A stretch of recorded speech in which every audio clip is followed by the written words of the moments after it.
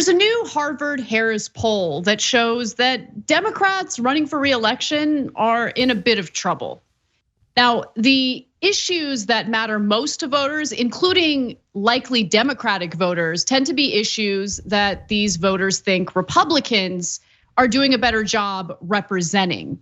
And so there's a messaging issue here, and there is this, in my opinion, oblivious nature to the way the Democratic Party has handled topics like the economy and, yes, crime, something that I've been warning about. People thought that I was just being a propagandist.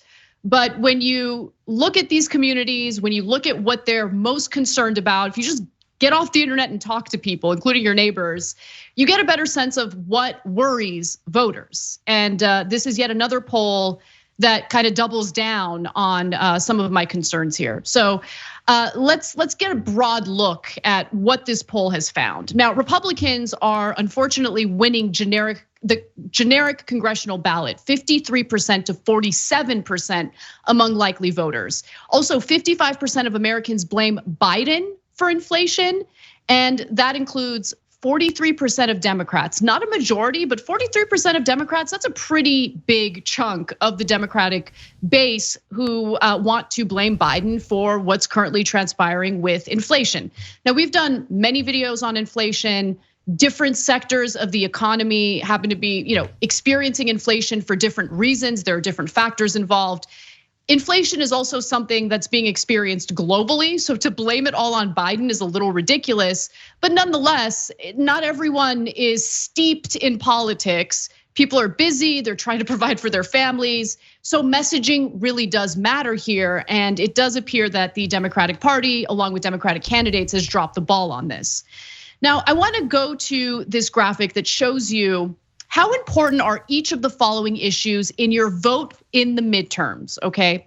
And as you can see, the top two issues, inflation, crime. Coming in at number 4 is immigration. Coming in number 3 is immigration, and number 4 is abortion, right? So while Democrats experienced a little bit of an uptick in support after the reversal of Roe v. Wade, that support has kind of dissipated as other issues have impacted voters' lives, including inflation and crime. Now, 96% of likely voters, both Democrats and Republicans, express how important the issue of inflation is. 95% of voters find crime to be an incredibly important issue. Abortion, again, is 4th on that list, with 84% finding that issue important. Now, on all 3 top issues, though, voters are more likely to vote Republican rather than Democrat. Let's go to the next graph, because this shows how will each of the following issues affect your vote in the midterms for Congress. So it shows that 48% of likely voters are more likely to vote for Republicans because of inflation. Now, when you compare that number to 36% for Democrats, you can see that, again, Democrats have really lost the messaging war on the issue of inflation. And I want to pause for a second, because the problem that I have with Democrats, not only is the messaging, but it's the fact that they have allowed Republicans to kind of take the mantle of, hey, we're the politicians who are going to combat inflation, without providing a shred of evidence, without providing any policy proposals, absolutely no solutions.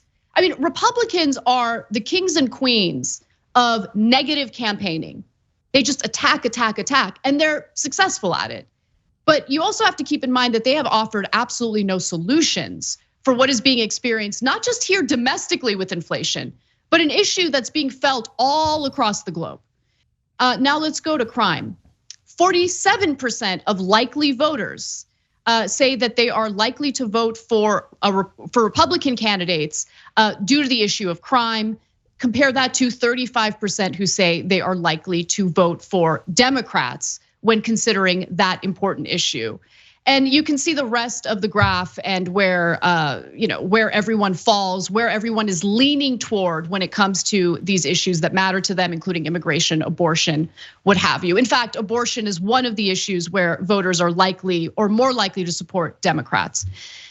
Now, inflation, crime, and immigration are the most important issues voters picked heading into the midterms. And based on each, voters say they are over 10 points more likely to vote Republican than Democrat. And this really jives with a recent poll that Siena College and the New York Times did, a poll that we talked about this week.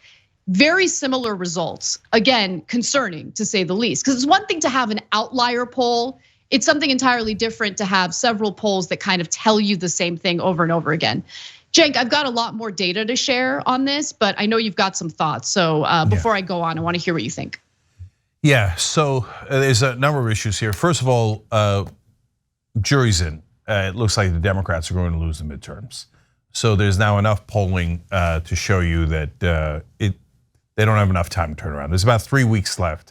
And in order for things to turn around, the Democrats would have to actually fight back. And I'm going to show you how they could fight back in a second. But Democrats, other than a couple of them like Fetterman and Ryan, nobody's ever going to fight back. So it looks like we're toast. So Republicans have an advantage that Anna explained, 6 points in Congress, about a 5-point swing now, generic Republican versus Democrat in terms of party loyalty, now 4-point advantage to the Republicans, 18-point swing. 18-point advantage now among independent women. So, okay, there goes the potential Roe advantage. So it's a rebuttable presumption. It's not, you don't put it in stone, right? But right now it looks like Republicans are going to take the House. So now, second thing that's important, of course, is the policies and why it happened, right? So inflation is a giant part of it. I'm going to get to that in a second. But crime, here at TYT, we warned folks this is going to be a big issue. And as always, they shot the messenger. So since we're the messenger, we get shot on a regular basis and from every quarter, right? So we've been calling out the right wing for 20 years straight. They've been shooting at us for 20 years straight. Then we call out establishment Democrats and they say, oh no, Hillary Clinton's got this. No, it's you messengers that are the problem. The American people love the establishment. Oops, we were right, they were wrong. They learned nothing from it. We said, don't do the Iraq war, we were right, they were wrong. I can give you dozens of examples. They never learn anything from it. What do? Shoot the messenger. And now the left wing is doing it. So the extreme left says, no, in the midst of an increase in crime, we should pretend that there isn't an increase in crime, and we should talk about absurd things like abolishing prisons. Okay, we told you that's not gonna play well. We were 100% right. And then they're like, no, it's okay. This problem will be solved if we just shoot the messenger. Okay, that's just not how it works. I mean, I wish all these people were Young Turks viewers, and we had the kind of power that the establishment thinks we have, the left wing and the right wing think we have, because then we can influence them to vote against Republicans. But these folks are voting this way whether we like it or not. Our job is to tell you about it. We did, and unfortunately, we were right again. Now, finally, to how you could turn these numbers around in the last 3 weeks. It would take courage, it would take intelligence. Unfortunately, Democratic leadership has none. So I'll give you inflation as the example. The economy, oh my God, the economy is so bad. Should the Democrats play defense or should they not talk about the issue? I've now seen a dozen articles about that. No, wrong, both answers are wrong. The framing's wrong. No, Democrats should play offense. And they should say, hey, we're gonna bring you higher wages to keep up with inflation. The cost of everything is high, so we're gonna do $15 minimum wage and it's gonna increase everybody's wages because it's gonna push wages up, right? And then what are the Republicans forced to do? They're forced to argue for lower wages. When you attack, when you play offense on politics, you win. But a Democratic leader wouldn't know how to win if it slapped him across the face. So the schmucks are like, I don't know, what should we do? Should we run or should we cower? Those are not your only two options. But since you think it is, then you're gonna lose. And that's where we are today. Yeah, in fact, I want to provide just one more data point for the audience because of how important this is, right? I mean, putting your head in the sand and shooting the messenger just isn't helpful. I mean, we all hear things we don't want to know, we don't want to hear about, but the truth is important so you can recalibrate your approach. And that was the whole point, right? So Democrats, recalibrate your approach, especially at a time when you have literal monarchists like funding the Republican candidates who are, incredibly insane. I mean, how many like Senate debates have we talked about? How many Republican Senate candidates have we talked about who not only are not qualified to serve in the Senate, but are deeply corrupted by moneyed interests and would make things far worse. So it's incredibly important for the Democratic Party and for the left overall, broadly speaking, to look at this data and see how they can recalibrate their messaging to ensure that we're not willy-nilly giving power to our opponents. So let me move on to this one other data point that I think is important here. So they asked the survey takers, do you think crime is rising, dropping, or staying the same? Now, what's incredibly frustrating is I keep hearing this talking point from the left about like, oh yeah, well the crime isn't as bad as it was in the 90s. Oh yeah, really? Like that's a terrible talking point, especially for people who have been victimized by crime.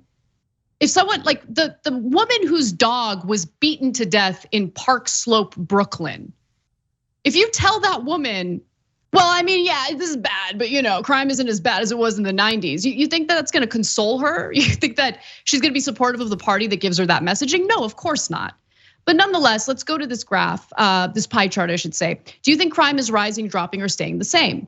And they break it down based on, party.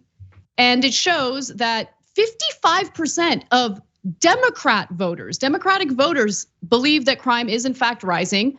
It's unsurprising that the GOP number is much higher at 81%, and that's because their candidates talk about crime and pretty much nothing else, and inflation, of course. And then the important number here is the independent voters. 60% of independent voters do believe that crime is rising. So the perception here is important. Regardless of the debates about the numbers and whether or not the numbers are even accurate, I think there's actually a lot of underreporting when it comes to crime. A lot of people don't report crimes that happen to them. It doesn't even matter, right? You could squabble over the numbers. Fact of the matter is, voters think that crime is up and they're concerned about it. Let's go to the final graph here. Do you think that the increase in crime is the fault of woke politicians or other factors? Even 52% of Democratic voters, Democrats, registered Democratic voters, blame the so-called woke politicians. And among independents, that number jumps up to 60%. Yeah, we're toast. So 60-40 losing independence is good night, Irene. And they're not just blaming the left for crime. They're using weirdo Republican propaganda talking points like wokeism. I don't even know what that means in regards to criminal justice reform or what they're referring to, right? But it doesn't matter. Even 52% of Democrats think that. So that gets to a second problem. The number one problem is the policy itself is creating issues that we warned you about. Unfortunately, they're now here and it's too late. It's 3 weeks before the election. We told you to turn the ship. You didn't turn the ship. Now we're headed straight for the iceberg, right? So now, but there's also a messaging issue. So the Democrats could have beat down this wokeism nonsense a long time ago, but they're so afraid of their own shadows. The Republican says, oh, you're woke, and Democrats will run like their hair's on fire and run out of the building. Why don't you fight back, you moron? No, never. The Democrats think fighting back is like impolite and uncivil, and NPR would be aghast if they fought back. So I could tell them 1,000 ways to fight back on all of these issues, but we've been telling them for 20 straight years, they're never gonna listen. Look at that, crime is up. Independents say, 60% of independents say, yes, crime is up. Only 11% say it's down.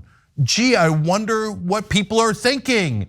It's not complicated, okay? The numbers are right there. We didn't make up the numbers. And if you're burying your head in the sand, if you're on the left, you're doing the same thing that Trump people do. They just bury their head in the sand. I don't see any stolen documents. I don't see him being an idiot, right? Oh, I don't see it at all. I don't see any of the crimes. I don't see a con man. And you guys are saying, I don't see crime going up. I don't see the whole country saying crime is going up. I don't see that costing us in the elections. Well, you're trying super hard not to see it. It's right there.